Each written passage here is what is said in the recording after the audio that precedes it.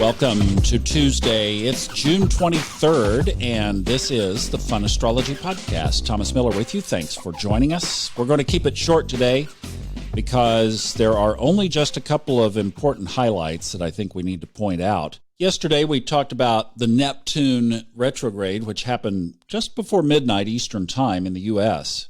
I went ahead and did a full subconscious mind mastery podcast on that whole topic using, now I don't do as much astrology over there, but using Neptune as the springboard and then took it from there. So if you'd like to go deeper on some thoughts about what you might do around this Neptune retrograde and how you might use it to grow spiritually, that's on the Subconscious Mind Mastery podcast, posted yesterday, June 22nd. Now, here today, we have the moon moving into Leo, 8:32 a.m. Eastern Time. That's going to add some fire to the party, and that is on top of already fire that we have going on, because one of the other big aspects today is Mars is at the bending of the nodes of the moon. What that means is basically the lunar nodes are 180 degrees apart from each other.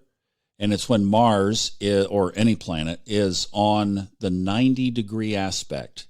That's called the bending of the nodes.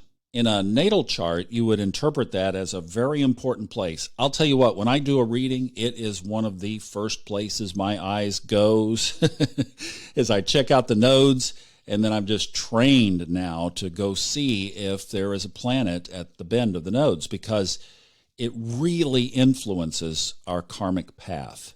And there we have Mars tiptoeing its little way out of Pisces, sitting on the bending of the nodes. And to just throw another wrench in the gear, where Mars is sitting on the axis line of the nodes, is the more, let's say, challenged or less influential or less able to work its purpose.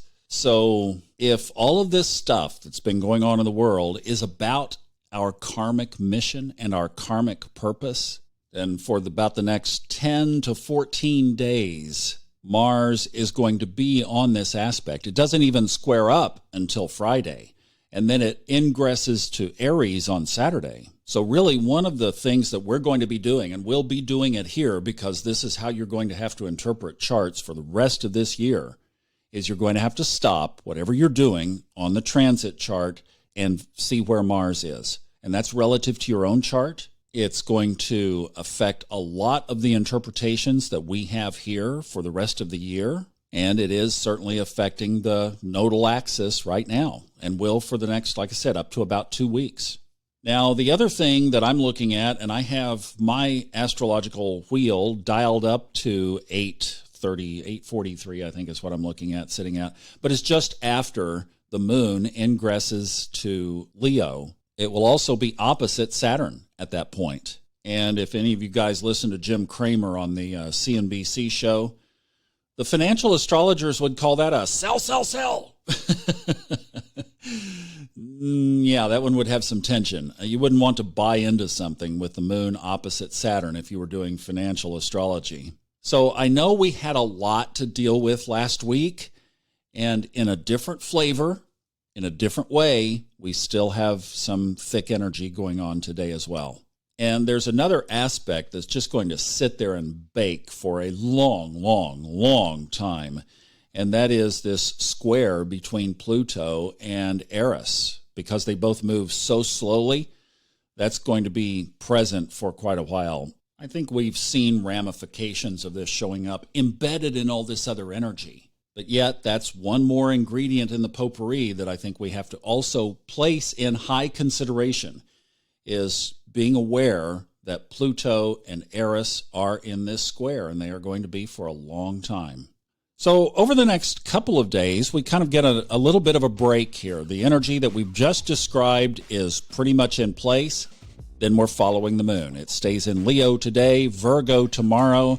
Then we have on Saturday the ingress of Mars into Aries. So that's kind of the long weather forecast over the next several days.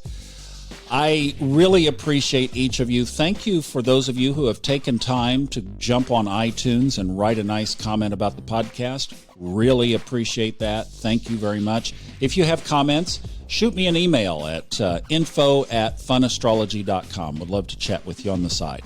Take care. Have a wonderful Tuesday.